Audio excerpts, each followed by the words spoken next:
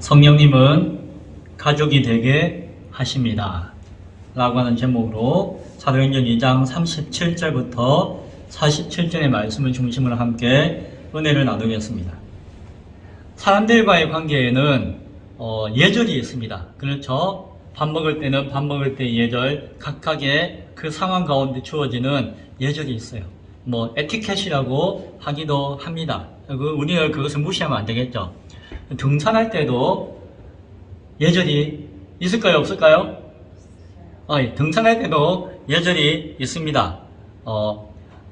내려가고 올라가는 사람 만나면은 누가 양보해야 될까요? 내려가는 사람이 양보해야 돼요. 왜? 올라가는 사람이 힘이 들고 정신이 어렵기 때문에 내려가는 사람은 여유가 있잖아요. 그래서 내려가는 사람이 비켜서 올라가는 사람에게 양보하는 것이 에티켓이에요. 근데 적지 않은 사람들이 내려갈 때는 술술 내려가니까 그냥 올라오는 사람 올라오든지 말든지 옆으로 샥샥 빠져가지고 가는 사람이 있는데 그 사람은 예의가 없는 사람이다. 예절이 틀린 사람이다 라고 할 수가 있어요. 산에서 막 소리를 치고 떠들고 이야기하면 될까요? 안 될까요? 그것도 안 돼요. 음악을 막 틀어놓고 음악을 들으면서 가도 될까요? 안 될까요? 안 돼요. 귀에 꽂고 가든지 해야지. 막 산은 조용하잖아요. 그래서 막 떠들거나 소리 내는 것은 예의에 어긋나는 것이에요. 또한 휴지나 쓰레기를 산에 버리면은 당연히 안 되죠. 그는 정말 당연히 안 되는 것인데 그와 같은 것. 그리고 내려갈 때에 저보다 좀 느린 사람이 내려가잖아요. 앞에. 저는 다람쥐처럼 빠르잖아요. 그러면 내려갈 때 그냥 휙 하고 내려가야 될까요? 거기에도 실례합니다. 제가 먼저 내려가겠습니다. 라고 이야기하고 앞에 있는 사람이 네 라고 이야기할 때에 지나가는 것이 그게 예의예요. 안 그러면은 배낭 메고 있는데 내가 휙 지나갔는데 배낭으로 툭 칠 수도 있잖아요. 그러면은 그 산길이 위험하면은 아차하면은 사고가 날 수도 있는 것이에요. 그래서 사실은 그 예의와 같은 것이 그냥 생긴 것이 아니라 그 상황과 그 안에서 가장 서로에게 유익이 된다고 싶은 그런 예의들이 생겨나는 것이 에티켓이에요. 그런데 등산 예절 가운데서 가장 우선적이고 중요한 예의가 있습니다. 뭘까요? 서로 인사하는 거예요. 인사하는 것이. 그것이 가장 으뜸되는 예의라고 이야기해요. 제가 어릴 때에 그 아버지하고 같이 등산 간 기억이 나요. 기억이 많지는 않지만 몇 번이라도 가더라도 그게 딱 박히잖아요. 어릴 때 부산의 금정산이든지 주변의 산들을 이렇게 아버지하고 같이 갔던 기억이 나는데 그 가운데서도 제 기억에 나는 것이 그 아버지께서 산에 가다 보면은 꼭 인사를 하는 거예요. 내려오는 사람, 올라가는 사람 만날 때마다 수고하십니다. 이렇게 인사했던 것 같아요. 저희 아버지 같은 경우에는 아유, 수고하십니다. 라고 이렇게 인사를 했던 것 같아요. 어린 마음에 저 사람 언제 봤다고 아는 체하고 인사하지? 이런 생각이 제가 들었던 기억이 나요. 그는 나중에 커서 보니까, 그리고 지금도 산에 다닐 때 보니까, 그것이 하나의 에티켓이고 예의구나 라고 하는 생각을 알게 되었고 하게 되었습니다. 자, 그런데 요즘 제가 산에 가면은 사람들이 그 예의를 잘 지킬까요? 안 지킬까요?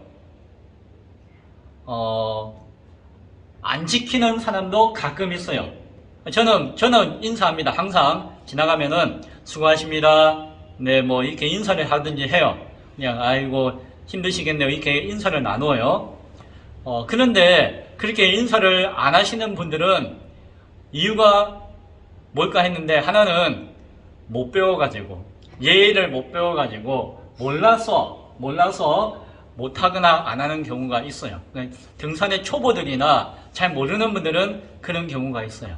그리고 또 하나는 최근에 코로나 때문에 산에서도 마스크를 하는 참 그런 분도 계시고 그래서 서로 얼굴 마주보고 인사하는 것이 좀 난망해서 안 하거나 못하는 경우도 있겠다라는 생각이 들어요. 그런데 사실은 그게 참 그렇진 않지만 그런 생각이 들기도 합니다. 그리고 또 하나는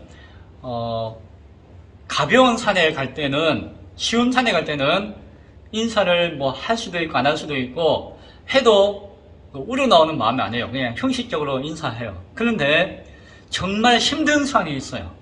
정말 험한 산이 있어요. 야, 정말 이건 죽겠다 싶은 산이 있어요. 그런데 가면은 그런데 사람 만나면은 저절로 인사가 나와요. 저절로 인사. 아이고 수고하십니다. 아이고 조심해서 내려가세요. 안전하게 등산하세요라고 정말 우러나오는 인사가 나와요. 에티켓이라서 예절이라서가 아니라 그런 마음이 나와요. 왜 그럴까요?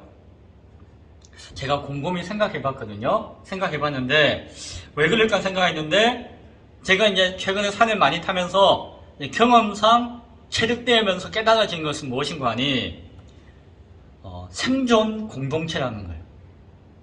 같은 장소, 같은 시간 가운데 같이 있잖아요. 그런데 그 시간과 공간이 평상시와는 다른 비상적인 공간과 시간이라는 것이에요.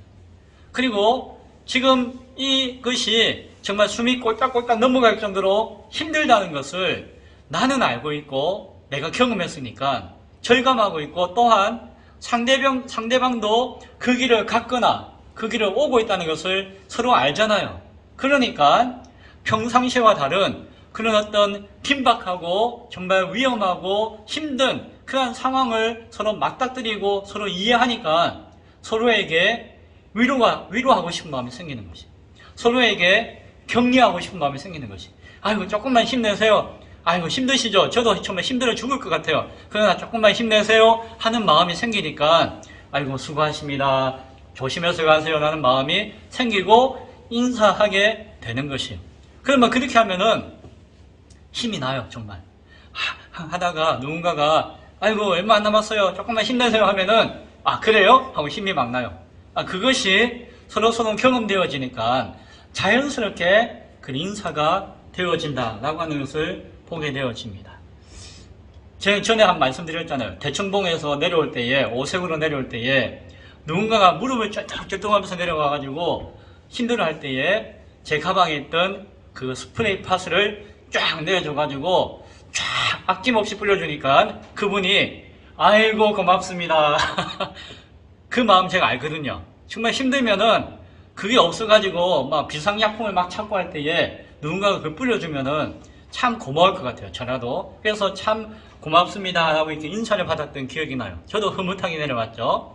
전에 홍천에 금악산이라고 하는 산에 갈 때도 제가 한 말씀드렸는데 길이 애매할 때에 어떤 분이 산을 잘 타시는 분인데도 헷갈려가지고 막 헤맬 때에 제가 지도를 이렇게 휴대폰을 보여주면서 이 길로 가시는 게 맞는 것 같습니다. 가시죠 해가지고 안전하게 큰 길이 나올 때까지 같이 동행해서 내려와가지고 서로에게 이게 격려가 되고 위로가 되었던 경험이 있습니다. 그와 같은 것이죠. 어려운 순간, 힘든 순간, 혼자 하기에 망망스러운 그 순간 누군가가 함께하고 도와준다면은 큰 위로가 되어지고 기쁨이 되어지고 감사가 우러나오게 되는 것이죠. 그런 마음과 상황이 있기 때문에 산에서는 우선적으로 인사하는 것이 하나의 예절이 되어지고 에티켓이 되어진 것 같습니다. 막 배를 같이 탔는데 배가 막 파도가 치고 막 하면은 같이 죽을 수 있잖아요. 그래서 흔한 말로 한 배를 탄 사람이 되었다라는 마음이 있는 것이에요. 군인들이 전쟁터에 나와가지고 평소에는 그냥 티격태격 하다가 전쟁터에서 총알이 막 빗발치는 데서 생사의 고비를 넘겼을 때에 전우애가 생긴다잖아요. 그래서 세상에 있는 누구보다도 그 깊은 마음이 서로 위로하고 격려하는 마음이 생긴다고 하잖아요. 그런 것들이 우리 가운데 있는 것 같아요. 그래서 뭐 서로 위로해주세요, 격려해주세요, 이해해주세요, 사랑해주세요 라고 말하지 않아도 그런 상황 가운데 같이 놀게 되면은 저절로 우러나서 그렇게 되어지는 것. 교회도 그렇습니다. 교회도 그렇습니다. 교회는 이 땅에서 하나님의 나라를 실현하고자 몸부림치는 공동체이고 또한 영원한 그 하나님의 나라를 향해서 나아가는 과정 가운데 있는 공동체예요.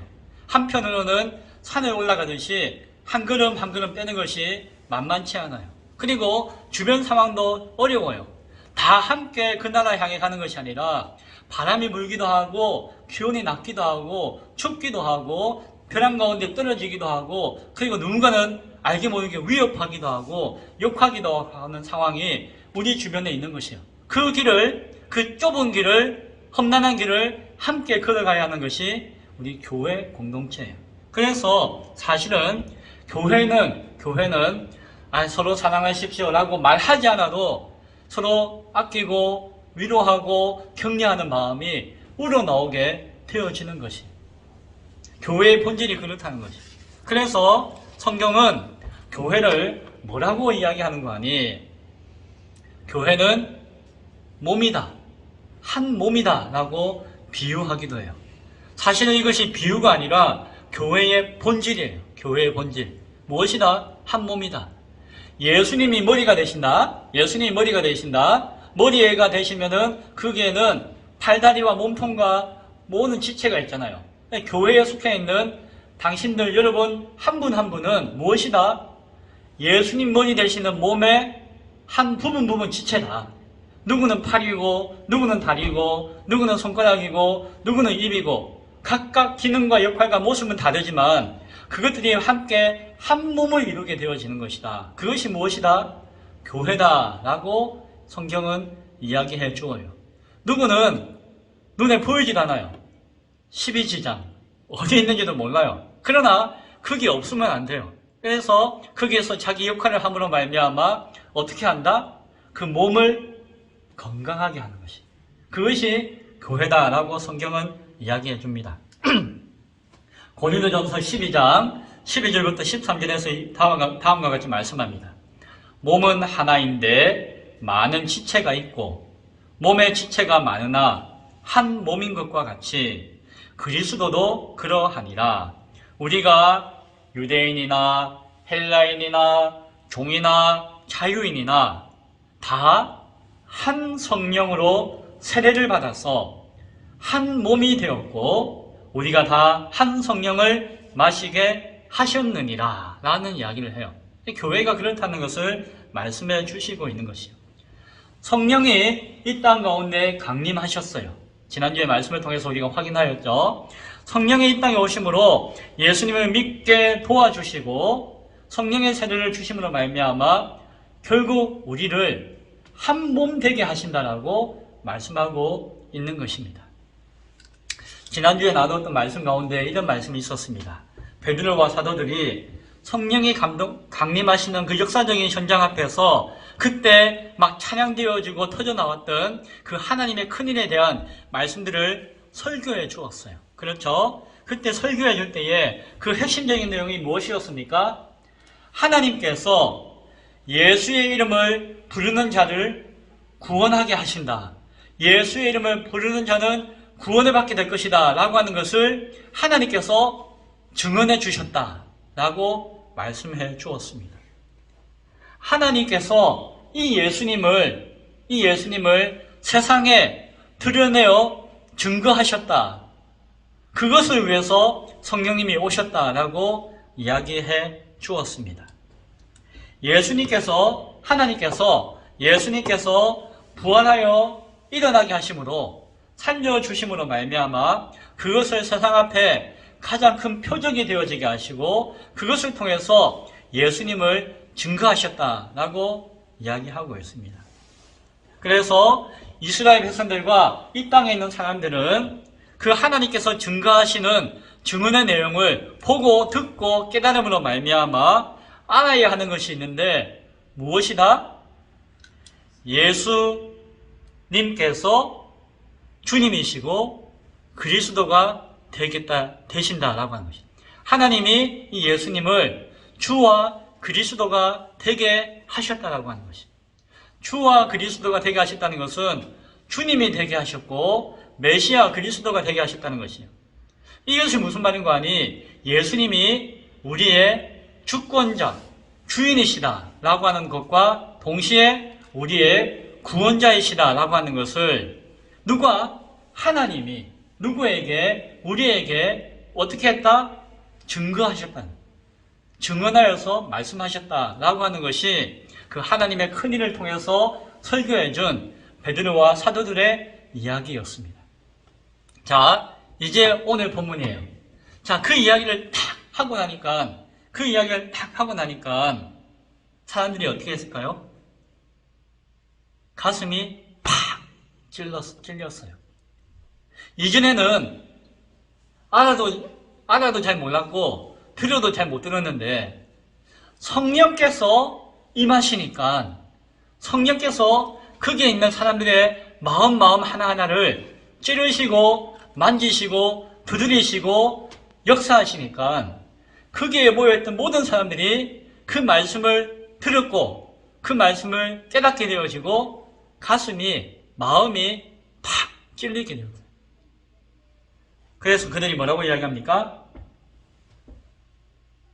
형제들아, 우리가 어찌할꼬? 아이고, 어떻게 하면 되겠습니까? 라고 하는 것이죠. 예수님을 십자가에 못 박게 하신 그 죄의 원흉이 직접적이든 간접적이든 나에게 있는 것이구나 라고 하는 것을 깨달았다는 것이에요. 그 하나님의 그 증언 앞에, 말씀 앞에 곰곰이 듣고 성령을 통해서 깨닫게 되어지니까 내가 하나님 앞에 죄를 지은 죄인이구나 라고 하는 것을 깨닫게 되었다는 것이. 그 깨달음을 얻게 되니까 아이고 그러면 어떡하지? 아이고 어찌할꼬 하면서 가슴을 치게 되는 상황이 그들에게 벌어졌다는 것이에요. 그때에 베드로가 다음과 같이 이야기합니다. 그래? 자, 그러면 내 말을 잘 들으시오. 회개하여 각각 예수 그리스도의 이름으로 세례를 받고 죄사함을 받으라 라고 이야기해요.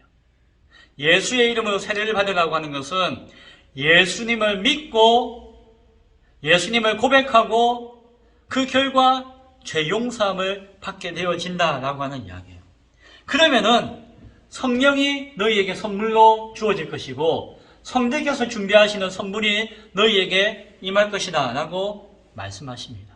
그리고 하는 이야기가 이것은, 이 약속은, 이 말씀은 너희뿐만이 아니라 너희와 너희의 자녀들과 아들, 딸들과 그리고 너희의 친척들, 먼 데서 오는 사람들, 그 모든 사람들에게 하나님이 부르시는, 그리고 그 부르심의 음성을 듣는 그 모든 사람들에게 약속되어지는, 이루어지는 것이다 라고 이야기해 줍니다.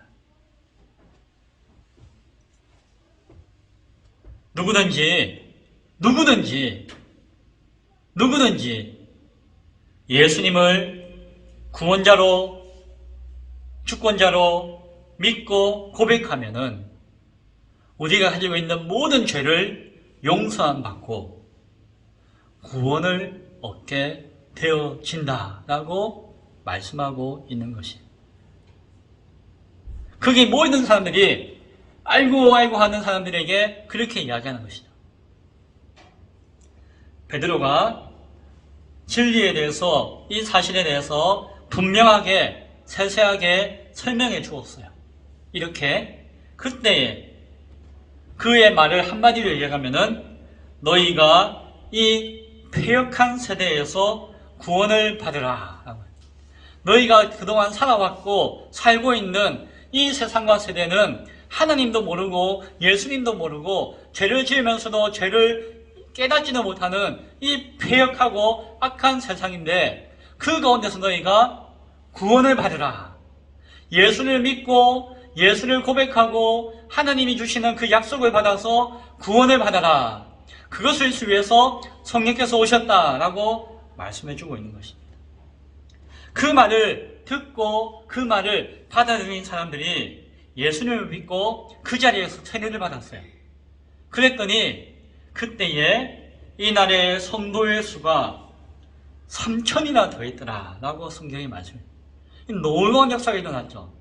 그 자리에 있던, 그 주변에 있던 그들과 그들의 자녀들과 먼 데서 온 사람들과 그 모든 사람들이 이 베드로와 성령의 역사를, 말씀을 듣고 가슴을 치고 회개하고 예수의 이름을 부르고, 예수의 이름을 부른다는 것은 예수님을 알고 믿고 고백한다는 것이요. 그렇게 할 때에 성령께서 그들의 마음 가운데 역사하시고 그들이 하나님의 교회의 성도가 되어지는 역사가 일어났고, 그 숫자가 3,000명이다. 3,000명. 어마어마한 숫자. 이것은 사람의 역사가 아니었고 성령의 강권적인 역사였다라고 우리는 말할 수가 있을 것입니다. 자, 그런데 예수를 믿고 고백하고 세례를 받고 구원의 약속을 받는 것은 시작입니다. 시작이었어요. 구원받는 것이 최종적인 목적과 끝이 아니라 이 땅에서의 새로운 삶을 살아가는 시작이 된다고 하는 것을 기억할 수 있기 바랍니다. 어떤 분들이 이렇게 생각해요. 내가 열심히 신앙생활 하는 것은 구원받으려고 신앙생활 하는데요. 구원받는 게 뭔데요? 나중에 죽어가지고 저 천국 가려고, 지옥 안 가고 천국 가려고 내가 지금 신앙생활 하는데요. 그 사람의 생각과 이야기는 한편으로는 맞는 것 같은데 한편으로는 틀렸어요. 하나님이 우리를 구원하시고 우리를 하나님의 자녀 삼으신 것은 나중에 저 천국 데려가려고 하신 것이 아니라, 그것은 우리가 예수의 믿음으로 구원받는 것은 우리의 신앙의 시작이고, 그 이후에 이 땅에 살아있는 동안에 우리에게 주어진 숙제가 있다는 것이죠. 사명이 있다는 것이죠. 과제가 있다는 것이죠. 구원받았다는 것은 우리 신앙의 목표가 아니라, 목적이 아니라 우리 신앙의 시작이라고 하는 것을 기억할 수 있기 바랍니다. 그들의 삶이 바뀌었어요. 그들의 삶이 변화되었어요. 어떻게 변화되었을까요? 42절에 보니까 그들이 사도의 가르침을 받아 서로 교제하고 떡을 떼며 오로지 기도하기를 힘쓰니라 라고 밝혀주고 있습니다. 네 가지의 변화된 모습을 이야기해요. 하나는 함께 가르침을 받는 자가 되었다는 것이에요. 그리고 하나는 함께 서로 교제하게 되었다는 것이에요. 그리고 함께 음식을, 생명을 나누게 되었다는 것이에요. 그리고 함께 신앙하며 기도하기를 힘쓰게 되었다라고 이야기하고 있습니다. 이것이 무엇일까요? 성령으로 새롭게 세워진 교회의 모습이에요. 이것이 교회의 모습이라는 것이에요. 그리고 그것은 그날, 그 순간, 그때만의 이야기가 아니라 그 이후로 시작되어진 변화의 모습이었고, 앞으로 이후로 계속해서 점점 더 갖추어가는 모습이다라고 하는 것을 우리는 바라볼 수 있어야 돼요. 그래서 사도행전 조금 시간이 지나서 4장에 보면은 이와 같은 말씀을 또 주고 있어요. 4장 32절부터 35절에는 다음과 같이 이야기합니다. 믿는 무리가 한 마음과 한 뜻이 되어 서로 모든 물건을 서로 통용하고 자기 재물을 조금이라도 자기 것이다라고 하는 이가 없더라. 사도들이 큰 권능으로 주 예수의 부활을 증언하니 무리가 큰 은혜를 받아서 그 중에 가난한 사람이 없으니, 이는 밭과 집 있는 자는 팔아가지고 그 판 것의 값을 가져다가 사도들의 발 앞에 두매 그들이 각 사람의 필요를 따라 나누어 줍니다 라고 이야기합니다. 그런 완전히 변화되어진 삶이 그 이후에 교회의 모습이 되었다는 것이에요. 교회는 그렇게 이 세상에서 이 땅을 살아가는 삶의 모습으로 세워졌다는 것이에요. 43절부터 내용은 앞서 이야기했던 42절의 내용을 다시 한 번 더 반복해서 말씀해줘요. 이것이 한순간이 아니라 이후에 계속되어진 모습이고 변화된 모습이라고 하는 것을 다시 한 번 더 확인해줘요. 43절에 사도들을 통하여서 기사와 표적이 많이 나타났다라고 이야기하죠. 이것은 예수 그리스도를 증거하고 드러내고 나타내는 가르침의 뜻 가운데 있는 것이에요. 이것은 무엇과 같습니까? 함께 가르침을 받아 라고 하는 내용이 확인되어지는 것이에요. 44절부터 45절에 보면은 다 함께 있어서 모든 물건을 서로 같이 사용하고 재산과 소유를 팔아서 서로의 필요를 따라 나누어 주며 라고 이야기하죠. 이것은 무엇입니까? 서로 함께 교제하였다는 거예요. 여기 교제한다는 것은 서로 재밌게 놀았다는 이야기가 아니라 디아코니아를 통한 코이노니아를 이야기하는 것이에요. 뭡니까? 서로 섬기고 봉사하는 것을 통해서 삶에 공유하고 삶을 나누는 것을 이야기하는 것이에요. 그것이 교제의 뜻이에요. 46절에 보면은 또한 날마다 마음을 같이하여 함께 기도하기 위해 성전에 모이기를 힘썼다라고 이야기하죠. 뭡니까? 앞서 함께 기도하기를 힘쓰고 라고 하는 말씀을 이야기하는 것이에요. 46절에 이어서 집에서 떡을 떼며 기쁨과 순전한 마음으로 음식을 먹고 라고 이야기하죠. 이건 뭡니까? 앞서 42절에서 이야기했던 함께 떡을 나누며 라고 하는 이야기를 해주고 있는 것입니다. 자, 아이고 니꺼 내꺼 없이 다 파내가지고 서로 같이 나누어주고 서로 막 교제하고 함께 먹고 함께 기도하고 함께 말씀 공부하고 그러면 니꺼 내꺼 없습니까? 야 이거는 공산주의네요. 뭐 이렇게 생각하는 사람이 있을 수 있어요. 그러나 그렇지 않아요. 이 말씀은 무엇입니까? 교회가 가족이 되었다는 것이에요.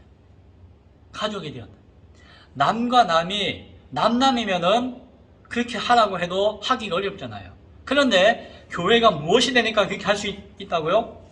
가족이 되니까 니꺼 내꺼 없이 할 수 있다는 것이에요. 그렇게 살아갈 수 있게 됐고 그렇게 말씀 가운데서 하나가 되었고 함께 기도하고 신앙생활하는 모습을 가지게 되었다라고 이야기하고 있는 것입니다. 교회가 한 몸이 되었다는 것이에요. 한 생존 공동체가 되었다는 것이에요.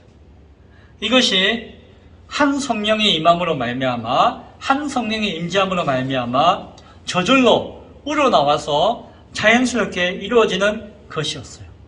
앞서 험한 산을 힘들게 오르고 내리면은 저절로 서로 위로하고 격려하고 인사가 나오고 서로 막 도와주고 싶은 마음이 생기는 것과도 비슷하다는 것입니다. 이 세상에서 하나님의 자녀로 태어나서 거듭나서 함께 서로 격려하고 서로 위로하고 세상 험난한 세상을 좁고 험한 길을 걸어가기 위해서는 한 가족이 되어지고 한 몸이 되어지는 그러니까 성령의 역사를 경험할 수밖에 없고 경험하게 되어진다라고 하는 것이죠. 그때에 이 한 몸의 마음이 한 몸의 정신이 생기게 되어진다라고 하는 것입니다. 사실 우리가 교회가 되었는데 교회로서 모였는데 여전히 남남처럼 여겨지고 남으로 그친다면은 사실 그 교회는 건강한 교회가 아니에요. 아니 나는 뭐 수십 년 동안 같이 교회에서 신앙생활 했습니다 라고 이야기했는데 겉에 교회 가서는 아이고 안녕하세요 막 하는데 집에 가서는 아이고 저 영감이 저 할머니 뭐 이렇게 막 미워하는 마음이 생기거나 원망하는 마음이 생기거나 남보다는 못한 남이 되어지거나 남과 같이 여기는 마음이 가득하고 그것이 진심이면은 그것은 그 교회는 그 신앙은 건강하지 못한 것이에요. 온전하지 못한 것이에요. 가족이 되어지지 못하는 것이고 성령으로 충만하지 못한 것이고 성령 안에 온전하지 못하다라고 하는 증거가 되어질 수 있다. 증거가 되어진다는 것을 기억할 수 있기 바랍니다. 물론 모두가 내만 같지는 않아요. 아직도 연약한 자가 있고 더딘 자가 있을 수가 있죠. 그래서 먼저 내가 깨닫고 먼저 우러나는 마음이 있는 사람은 인내하고 기다려주면서 내가 먼저 섬겨주고 나누어주는 것이 필요한 것도 사실이에요. 다 같이 그렇게 하지 못한다 할지라도 진심 가운데 그러할 수 있어야 한다라고 하는 것이죠. 그러할 때에 그러한 교회가 어떠한 모습으로 점점 변화되어질까요? 오늘 성경 47절에 보니까는 하나님을 찬미하며 온 백성에게 칭송을 받으니 주께서 구원받는 사람을 날마다 더하게 하시니라 라고 이야기합니다. 사랑하는 성도 여러분, 한 가족이라고 해서 저절로 사랑하게 되나요? 그런가요? 꼭 그렇지도 않아요. 가족인데도 불구하고 세상 원수가 따로 없어요. 세상의 원수가 내 가족이 원수처럼 느껴질 때가 있어요. 남편이 원수같이 원수보다 못하게 느껴질 때가 있고, 아내가 그렇게 느껴질 때가 있고, 내가 내 몸으로 낳은 자식인데도 이 원수 같은 자식이 생길 수도 있어요. 가족이지만 서로 노력하지 않으면, 서로 양보하고 이해하고 섬기고 아껴주고 서로 위하지 않으면 저절로 그렇게 되는 것은 아닌 것 같아요. 물론 한 가족이 되었다는 것은 남들보다도 더 많이 사랑할 수 있는 기회가 주어진 것이죠. 그것은 기회예요, 기회. 그러나 그 기회를 내가 어떻게 잘 활용해서 사용하느냐, 그 기회 안에서 내가 정말 사랑할 수 있느냐, 아니면은 남들보다 더 못한 미워하는 관계가 되느냐라고 하는 것은 우리에게 주어진 숙제라고 할 수도 있을 것입니다. 무엇보다도 육체의 가족보다도 더 귀하고 소중한 것이 있는데, 그것이 무엇이라고요? 예수님이 피 흘려서 생명 들여서 값주고 사신 구원받은 성도들로 모여있는 영혼의 가족이에요. 교회예요. 교회는 사실은 영혼의 가족이고 육체의 가족보다도 더 귀할 수 있다는 것이죠. 오히려 남과 남이 한 가족이 되었기 때문에 더 끈끈하고 더 소중할지도 몰라요. 교회로 부름받은 우리는 한 몸 가족이 되기 위해서 이 기회를 소중하게 여기고 이 기회를 이루기 위해서 애쓰고 힘쓰고 노력해야 될 줄로 믿습니다. 성령님께서 그 일을 하시기 위해, 그 일을 도우시기 위해 오셨다라고 이야기해요. 참 우리로서는 할 수 없는 그 일을 이루시고 감당하시고 그것을 통해서 하나님의 일을 하게 하기 위해서 성령님께서 오셨다라고 이야기해요. 에베소서 4장 1절부터 4절에서는 다음과 같이 이야기합니다. 그러므로 주 안에서 갇힌 내가 너희를 권하노니 너희가 부르심을 받은 일에 합당하게 해하여 모든 겸손과 온유로 하고 오래 참음으로 사랑 가운데서 서로 용납하고 생명에 매는 줄로 성령이 하나 되게 하신 것을 힘써 지키라. 성령이 하나 되게 하신 것을 힘써 지키라 라고 이야기해요.